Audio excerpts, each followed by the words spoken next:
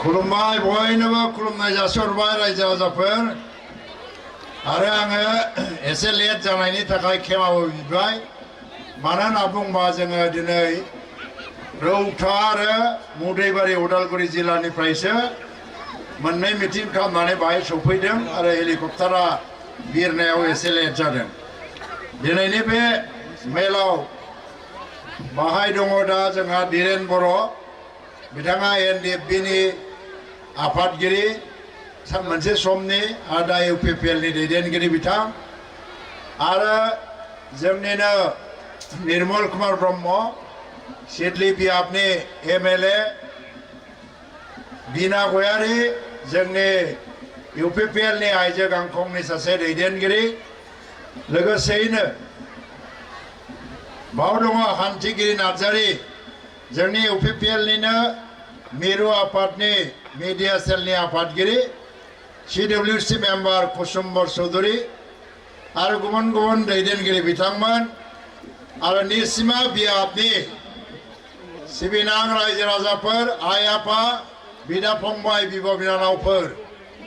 दिनै सानसेयाव आङो मोनथाम मिटिं गाबाय नाथाय मोनथाम मिटिं गानायनि गेजेराव निसिमायाव जेसेबां रोजा रोजा मानसि जाबाय आं बेखौ नुफैनानै सोमोनांबाय दिनैहाय जोंनि बिसायख'थिनि मिटिंफोराव मानसि जानायनि मिनिङा मा जाहैबाय गोसो सिङाव देरहानायनि गोसो साननाय थाखाबासो मानसिया जायो गोनो गोथो साननाय जायगायाव मानसि जाया दा खोनादों निसिमानि 10टा प्राइमारिनि 7टा प्राइमारियाल' बाहाय फैदों मोनथाम प्राइमारिया फैबावाखै थारमाने दिनै जों बुजिनो हायो मा नोंथांमोना बे मिटिङाव ओंखारबोदों माने गोसो मोदोम गासिबो सिंनिफ्राय मेलेम देहा देरहानो होननानैनो रेडि जानानै फैखाबाय नङा होमबा देरहानो होनना रेडि जाबाय आरो निसिमायाव बाराद्राय खोथा बुंनो दरखार गैलिया होननानै आं सानो प्रमद बर'आ दिनैहाय मा लाबोना होफैदों दिनैलाय गबिन्द बसुमतारी मोनहा मा लाबोना होफैदों जोंनोलाय दा दिनै बाहाय जनानै दं धीरेन बर' मोनसे समाव एनडिएफबिनि आफादगिरि बिथांमोना भारत सरकारजों सुक्ति खालामनानै मा लाबोना होफैदों जे दिनै 30-35 बोसोर धरि जोंनि फिसा फिसौ बिदा फंबायफ्रा हाथियार लानानै हाग्रा बंग्रा सोरबा म्यानमार सोरबा भुटानाव थानानै दंमोन न'खराव फैफिननो लुबैबाय रायजो जानो लुबैबाय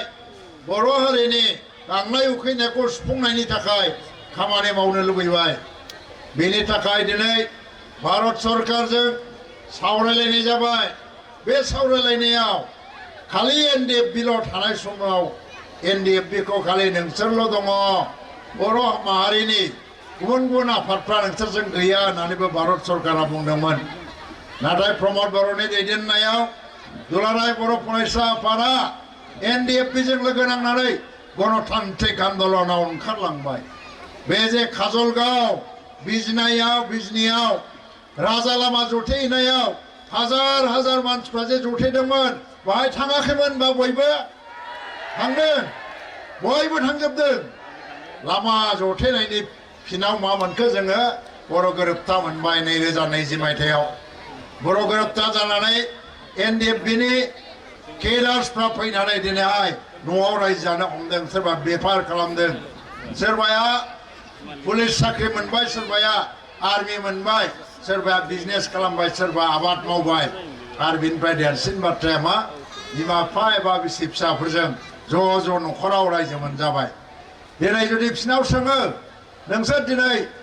मा नोंसिनि फिसा फिसौखौबो हाथियार हमग्रा खालामगोन नामा उग्रपन्थी खालामगोन नामा नाथाय बिसोर बुङो मा नङा जोंनि समाव जोङो हाथियार हमनानै हारिनि थाखाय दावहा नांलांबाय दा जोङो जोंनि फिसा फिसौफोरखौ doctor engineer SS officer APS officer बानायनो लुबैयो होननानै बिथांमोना बुङो मानो होननानै बुंबा जोंनि समाजा जौगालांनांगौबा आबादाव जौगानांगौ बेफार फालांगियाव जौगानांगौ गिदिर गिदिर अफिसार जानांगौ नाथाय जोंनि गोरिब न'खरनि फिसा फिसौफोरा अफिसार जानो हायामोन मानो कोचिं नांगौ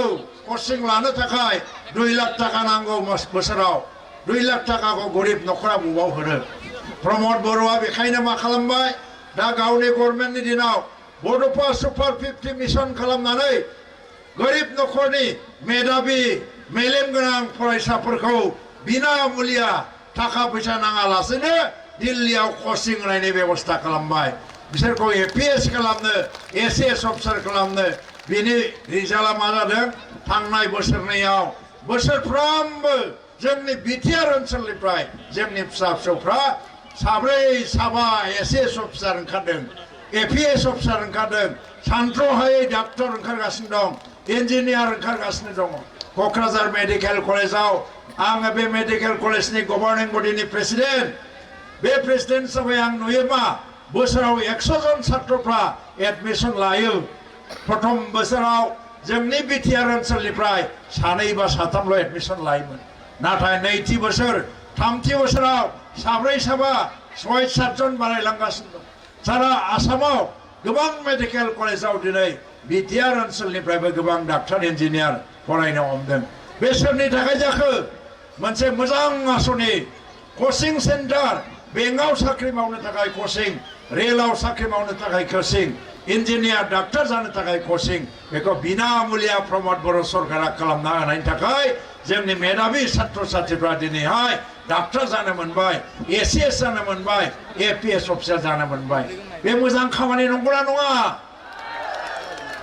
बे मोजां खामानि मोजां खामानिब्ला मोजां खामानिखौ मावबाय थानांगौना मावबाय थानाङा आरो मावबाय थानांगौबा सोर बादिया मावगोन जायनि मेलेमाव बे साननाया दङ जाय बेखौ मावनो सानो जाय बे जागायजेनदों बे मानसिया मावबाय थानांगोन आरो बे मानसिया मावबाय थानांगौबा रायजो राजाया बे मानसिनो क्षमता होफिननांगोन ओंखायनो निसिमायाव इउपिपिएलनि केन्डिडेट फेरेंगा बा रनजित बसुमतारीखौ नोंथांमोना हाजार हाजार भटआव देरहासार खालामहरनांगोन आरो बे जाखाबायबो दिनै नुबाय आङो স্বাধীনতার ৭৮ বছর কোনোবা মসজিদত কোনোবা চৰকাৰে পইচা দিছিল ক'তবা কেতিয়াবা মসজিদত পইচা পাইছিল মসজিদ বনোৱাৰ নামত 1 পইচাও দিয়া নাছিল কোনো চৰকাৰ প্ৰমোদ বড়ো চৰকাৰ মসজিদ নিৰ্মাণৰ কাৰণেও 2 লাখ টকাকৈ মসজিদ বিলাকত পইচা দিছে আজি বঙালী বিলাকৰ দুৰ্গা মন্দিৰ লক্ষ্মী মন্দিৰ কালী মন্দিৰ এইবিলাকৰ 2 লাখ টকা দিছে আজি খ্ৰীষ্টান গীৰ্জাসকল এই গীৰ্জাবিলাকতো কোনো চৰকাৰে পইচা দিয়া নাছিল আগত কোনো চৰকাৰে গীৰ্জাफ्राबो फैसा होआमोन नाथाय प्रमोद बर' सरकारा दिनै फैनानै गिर्जाफोरखौबो साबसिन हामसिन खालामनो गाहामसिन बानायनो थाखाय 2 लाख टाका गिर्जाफोरावबो रां अनसुंथाइ होदों बाथौ मन्दिराव होदों ब्रह्म मन्दिराव होदों मानो होननानै बुङोबा गिर्जा बाथौ मन्दिर ब्रह्म मन्दिरा जाहैबाय मानसिफोरनि आस्था फोथायनायनि जायगा इसोरखौ जों बाहायनो नागिरो आरो बिदिजों समाजा गोजोन जायो मन्दिर मस्जिद বিলাক হ'ল মানুহৰ আস্থাস্থলী তাতে গৈ পেলাই মানুহে আল্লাহক বিচাৰে ভগৱানক বিচাৰে আৰু এনেকৈ সমাজখন শান্তিময় হয় আৰু সুখময় হয় তাৰ কাৰণে মন্দিৰবিলাকৰ নিৰ্মাণৰ কাৰণে প্ৰমোদ বড়ো চৰকাৰে পইচা দিছে আজি ৭৮ বছৰত মাটি ফাট্টা পোৱা নাছিল স্বাধীনতাৰ কোনো চৰকাৰে দিয়া নাছিল না কংগ্ৰেছে দিছিল না অন্য চৰকাৰে দিছিল प्रमोद बड़ो सरकार अहार लगे लगे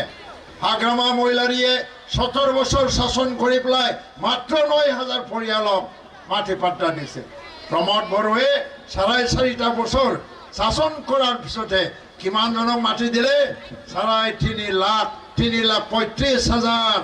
परियालक आज माटी पाट्टा दिसे हाग्रायाव थानाय रायजो राजाफोरनो हानि पाट्टा होबाय बेसेबांनो होदों हा पाट्टाखौलाय हाग्रा ओनसोलाव थानाय परियालफोरनो 70,000 परियाल हा पाट्टा होबाय आरो बिदिनो सोरबा रेभिनिउ गामियाव थायो बिफानि नामै थानाय हाया फिसाफोरनि नामाव ट्रेन्सफार जायाखैमोन बेखौबो ट्रेन्सफार खालामना होबाय बेसेबां 40,000 प्राय 1 लाखनिबो बारा हाग्रा ओनसोल आरो रेभिनिउ गामियाव हा सेटेलमेन्ट होबाय बेनि अनगायैबो खासा हा एबा बिजिआर पिजिआरफ्राव परियालफोरनो हा पाट्टा होनाय प्राय 3,35,000 मानसिफ्रा दिनै हा पाट्टा मोननो हमदों दिनै आइजोफोरा आइजो सेल्फ हेल्प ग्रुपनि नामाव 75,000 थाखा होनायनि बिटिआर सरकारा मोनसे आसनि लादों बेनिनो 25,000 अलरेडि होबाय जायफ्रा मोनबाय जायफ्रा मोनाखै एइबार जुदि प्रमोद बर'आ हारसिङैनो गभर्नमेन्ट दानो इउपिपिएल हारसिङैनो जुदि प्रमोद बर'नि गभर्नमेन्ट दानो हायो मोनै जेसेबां सेल्फ हेल्प ग्रुप दङ बिसोरनोबो रां अनसुंथाइखौ होजोबनाय जागोन दिनै आसाम गभर्नमेन्टआ सेल्फ हेल्प ग्रुपनि मेम्बारफोरनो 10,000 थाखा होदों नोंथांमोना बिजनेस खालामनांगौ 27 लाख मेम्बारफोरनो 10,000 कोटी थाखा होदों गासै आसामाव नोंथांमोननि चिराङावबो मोनगोन चिरांनि गार्जेन मिनिस्टारा सोर गार्जेन मिनिस्टारा आंसो एप्रुभ खालामगोन लिस्टखौ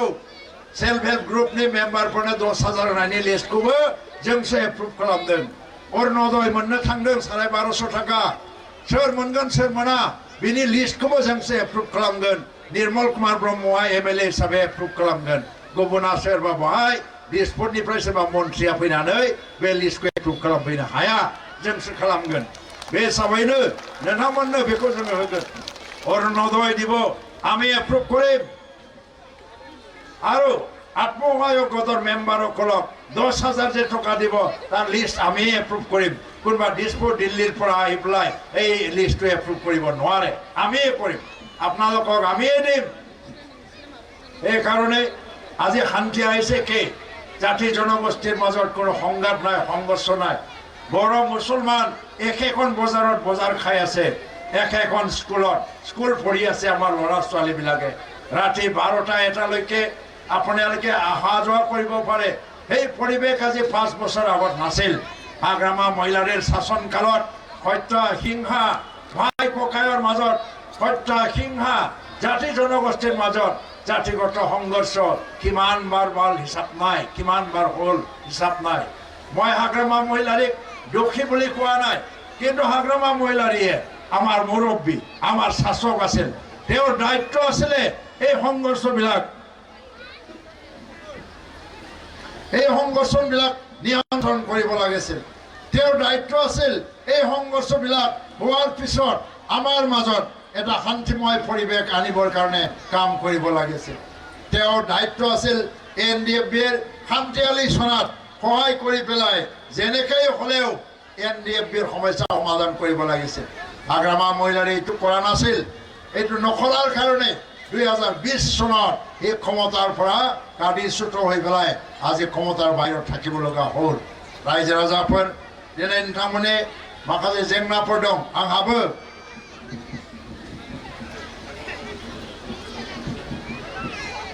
दा प्रमोद बर'आ दिनैनि दिनाव आं नोंथांमोननि सिगाङाव दिनै फोसावलांनि एइबार इउपिपिएलआ कोनो हानजानि मदद लायालासिनो हारसिङै गभर्नमेन्ट दानो थांगासिनो दङ जोंनो रावबो हानजानि मदद नाङा बिजेपि हानजाया খুব বেশি मोनोबा 8टानिफ्राय 10टा সিট मोनगोन बेनि बारा मोना आरो बिपिएफआ बिजेपिनिफ्राय गाहायाव थांबावगोन 7-8टा जों बेसेबां मोनगोन जों बेसेबाङाव मोनगोन उदालगुरियाव जोङो 6टानिफ्राय 7टा सिट लाबोगासिनो दङ तामुलपुराव 3निफ्राय 4 बाक्सायाव 4निफ्राय 5 चिराङाव 7टानि गेजेराव 5टानिफ्राय 6टा सिटआ इउपिपिएलनि जानो थांगासिनो दङ क'क्राझाराव बेसेबां मोनगोन क'क्राझारावबो जोङो 7टानिफ्राय 8टा सिटखौ लाबोगासिनो दङ थारमाने जोङो हिसाब खालामनानै नायोबा गासै 27टा सिटआव देरहागासिनो दं जोङो 40टानि गेजेराव 27टा सिट 27टा मोननाय लोगो लोगोनो जोंनो गुबुन हारिनि गुबुन हानजानि मदद नाङा जों हारसिं गभर्नमेन्ट दासिगोन ना बिजेपिनि मदद ना बिपिएफनि मदद कोनो हानजानि मदद लानाङा जों दागोन दिल्लीनि गिदिर साংবাদিকफ्रा जोंनो हिसाब हरगासिनो दङ जे एबाराव इउपिपिएलनिनो गभर्नमेन्ट जागोन दिनै जे एसेबां बुरजा मानसि जादों एसेबां बुरजा मानसिया गुबुन हानजानि बिथिङाव निसिमाव जाफेरो जाया आधाबो जाया बिनि मिनिङा मा मिनिङा जाहैबाय रायजोफ्रा अलरेडि रन्जित बसुमतारीखौ पेट्रसबियाव भट होनानै देरहासार खालामनो थाखाय रेडि जाखाबाय निसिमाया एबार रन्जित बसुमतारीया आगोलबो इएममोन 14 चिरांनिफ्राय देरहासार जानाय इएम जादों एबार निसिमानिफ्राय देरहानानै बिथाङा आरो इएम जानो थांगासिनो दङ निसिमाया इएम जानो थांगासिनो दङ आरो माबे ओनसोलनि जौगासारनाया जोबोद गोख्रै जागोन नोंथांमोना दिनै माखासे जेंनाफोरनि बाथ्रा बुंदों दा आंनो लिरना होदों आमगुरि टु औगुरि मोनसे लामानि गोनांथि दङ आरो बेनिफ्राय ब्रिजनि गोनांथि दङ मालि बिथाङाथ' दादगिरि गेलेफु बाहायबो ब्रिज निसिमा गभर्नमेन्ट मडेल कलेज दासो जागायनाय जाबाय अबे जाखाजोबनाय आरो दा नोंथांमोननि बे ओनसोलाव प्रमद बर' सरकारा मा मावखो दा बेखौनो बे लिस्टखौ होदों मा आमगुरिनिफ्राय औगुरिसिम मोनसे नांगालबाङा दैनि सायाव मोनसे ब्रिज नांगौमोन बे सेंसन जाबाय बे ब्रिजआ जासिगोन रायजो राजाफोर नांगालबाङा दैनि सायाव खानामाख्रा आरो खुंख्राजरा बेजों थांनाय बेवहाय माने ब्रिज सेंसन जाबाय बेखौ लुनाय जासिगोन मालि बिथानिफ्राय औगुरिसिमबो मालि बिथानिफ्राय दादगिरि गेलेफुआव आइ रिभारनि सायाव मोनसे ब्रिज नांगौ बेबो सेंसन जाबाय प्रमद बर' गभर्नमेन्टआ मालाबानो बेखौ ब्रिजखौ सेंसन खालामनानै लाबोबाय निसिमा गभर्नमेन्ट मडेल कलेजआ जागासिनो दङ कनस्ट्राक्शन अफ आरसीसी ब्रिज अभार लांखार रिभार लांखार दैनि सायाव आरसीसी दालां बानायनो थांगासिनो दङ बे गासैबो सेंसन जाबाय जाजोबगासिनो दं आसाम मालायाव सापागुरिनिफ्राय मालि बिथासिम आसाम मालानि लामा मोनसे जानो थांगासिनो दं जागासिनो दङ आसाम माला माने गारि गंब्रै खारनो एरायनो हानाय गुवार गुवार नेशनेल हाइवेफोर बादि दा इसेबां खामानि मावबाय निसिमानि सिङाव सोर मावखो प्रमद बर'आ मावदों हाग्रामा महिलारिया मावाखै प्रमद बर'जों हाग्रामा महिलारिजों सोर देरसिनमोनलाय हाग्रामाया देरसिन बेसेबां जाखो हाग्रामानि बैसोआलाय 57 बोसोर प्रमद बर'आ दाबो 50 बोसोर जाजोबाखै तारमाने 50 बोसोर जाजोबाखै माने प्रमद बर'आ सेंग्रासिन दा फोथाराव सानैबो खारनो होयोबा सानैखौबो बोरायसिना बांसिन खारनो हागोन ना सेंग्रासिना खारनो हागोन दा प्रमद बर'आ बांसिन खारनो हागोन आरो सेंग्रा मानसिया गोलाव सम खामानि मावनो हायो बेहा जिरायनायनि सम जाबाय 17 बोसोर बिटिसिनि चिफ जानानै सासन खालामनानै मोनजाबाय बे खानाय फुनाय गुजोबनानै लान्था जाजोब्बाय गासिबो दा बेनाथ' रज'फिननायबो नंला खानाया दा जिरायनायनि सम जाबाय फिसा फिसौ खांनांगौ आरो बेनिफ्राय समाजखौ नायनांगौ आरो जोंनि समाजनि खामानि मावग्राफोरखौ मदद होनांगौ दा प्रमद बर'आ दिनै मावफुनाय बोथोर खारफुनाय मानसि देरफुनाय मानसि आरो दिनै सारा भारतबर्षआवनो प्रमद बर'खौ सिनायो जोंनियाव दिनै फुटबल जादों दुरान्ड काप जादों नलेज फेस्टिभेल जादों आरो थुनलाइयारि फेस्टिभेल जादों बेखौ लानानै भारतनि प्रधान मन्त्रि नरेन्द्र मदियाबो दिनै मन की बात अनुष्ठानाव रेडिअआव मख'नो गोनां जादों जे प्रमद बर'नि दैदेननायाव बिटिसिआव दिनै शान्ति आरो जौगानाय फैगासिनो दं होननानै नरेन्द्र मदियाबो मख'नो गोनां जादों डक्टर हिमन्त बिश्व शर्मायाबो आसामनि मुख्यमन्त्रियाबो दा इलेक्सनाव बिजेपिआबो गेलेदोंखाय बाख्नायथ'वाखै इलेक्सन जोबनाय लोगो लोगोनो बेबो बाख्नायाबा गवा प्रमद बर'खौ अब्ला जोङो ज' जानानै बिथांखौ मदद होनानै बिटिसिखौ खेबसेबाव सालायनांगौ हाग्रामाया बुंदोंमोन मा सनितपुर बिश्वनाथ गहपुरनिफ्राय गामि हाबा रायजोफोर थगायदोंसो 4.5 बोसोराव 250 बर' गामि हाबबाय सनितपुर बिश्वनाथ गहपुरनिफ्राय बिटिसिआव गासै 250 गामि हाबबाय आरो 250 हाबबावबानो जोंनि सोनांगौ गामिया जोबैसिगोन 250 माने मा पेपाराव नुदों 60टाल' हाबदों बे 60टायानो 250 दरसे गामियावनो दरब्रै दरबा गामिखौ सोजोबनानै गंसे गामि बानायदों ओंखायनो बेयो 250 जाहैदों हाबजोब्बाय दा एबार इलेक्सनाव सनितपुर गहपुर बिश्वनाथनिफ्राय गोदानै भट होनो 45,000 भटारफ्रा बिटिसिआव गोदानै भट होनो मोनसिगोन 45,000 बर' फिसाफ्रा गोदानै भट होनो मोनगोन सनितपुर बिश्वनाथ आरो गहपुरनि 45,000 बहा हाबखो रौतायाव 15,000 धनसिरियाव 17,000 हरिसिङाव 13,000 45,000 आरो बिसोर मा बुंदों 45,000 भटालायनो खुनु गांसेबो BPF नाव गोलैनाय नङा BJP नावबो गोलैनाय नङा गासिबो UPPL नाव गोलैजोबगोन जाहैदों बिथांमोना UPPL खौनो देरहासार जाहैगोन अब्ला हाग्रामा बुंनाया बहा थांखो गामि हाबा होननायालाय आरो गामि हाबा होननानै बेफोर गामिखौ नाङासो होनदोंमोन बियो दाना हेलिकप्टार लानानै बेवहायनो भटआ बिहैयो बियो गहपुरावबो भट बिहैयो बियो दाना रायजोफ्रा बुंदों मा जाहैबाय नोंनोथ' गहपुरखौ नाङा होनदोंमोन मानो भट बिनो फैदों नोंलाय हेलिकप्टार लाना थांबाबो 300 जन 400 जनल' मानसि जायो दा बेनो सोर भट होनो दा जोङो हाबबावनांगौ गामिखौ सोजोबगोन जि 250थासो गामि सोबावनांगौ दङ जों बेखौ सोजोबगोन एबार पावाराव फैनाय लोगो लोगोनो जों मोनसेबो बाद दोना NDP केडारफोरनो जिफिन जिउ खांनायनि नामाव 4 लाख जि एक्स ग्रेसिया बेयो फ्राय होजोबबाय एफा एनै बाखि दङ क्षमतायाव फैनाय लोगो लोगो जों बयनोबो होजोबगोन बर'नि मुंख्लं न'खरनो 5 लाख थाखा एक्स ग्रेसिया होनायनि जोंहा बिबान दङ जों गासिबो मुंख्लं न'खरनो 5 लाख थाखा एक्स ग्रेसियाखौ होजोबगोन रावखौबो जों बाद दोनलाङा एक्स BLT हाग्रामाया चेयारमेनमोन BLTनि बे BLTनि चेयारमेन थासेयावबो एक्स BLT फोरनो बिसोरो खुनु मोनसे रिहेबिलिटेसन ग्रेन्ट होआखै नै प्रमद बर'आ दाखालि गोदानै एक्स BLT फोरनोबो रिहेबिलिटेसन ग्रेन्ट होबावबाय थ' बेसेबां महान सिन्थाजों आवगायलांनाय प्रमद बर'खौ जों जेरैखिजाया देरहाहोनांगौ आरो प्रमद बर'खौ देरहाहोनोबा प्रमद बर'खौ सरकार दाहोनोबा निसिमायाव फेरेंगा बा रन्जित बसुमतारिया देरहासार जानांगौ बेसेबां भटजों देरहायो बेनिफ्राय आङो